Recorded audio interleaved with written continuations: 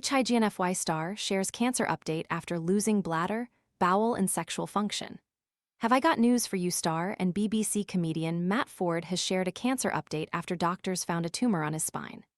The star, who has appeared on shows like Mock the Week and 8 out of 10 Cats, was diagnosed with chordoma, a rare type of bone cancer, after developing terrible nerve pain in his left buttock back in 2023.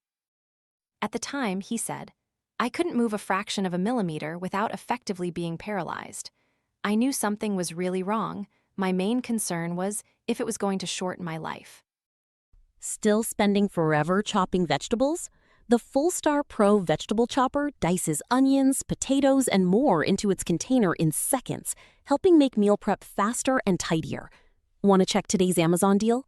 Scan the QR code now or visit grabdeal.us/2 before it's gone. I was prepared to pay any price to stay here. Matt underwent a 13-hour surgery to remove the tumor and was fitted with a colostomy bag and a stoma which he will have for life.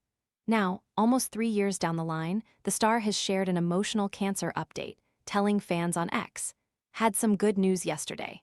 That's 2 years, 9 months cancer-free. I don't want to minimize how difficult it was at the start or how hard the surgery and recovery were to endure. But if you're diagnosed with cancer, it's not necessarily the end of the world. I realize I'm lucky that I caught it when I did and that it was operable. I paid a price for it, losing bladder, bowel sick, and sexual function. However, in time those things have come to feel very small.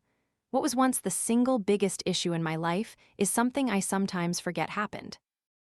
If you've been diagnosed recently, there can be a way through it, and life on the other side of treatment surgery isn't always as terrible as you fear it's going to be.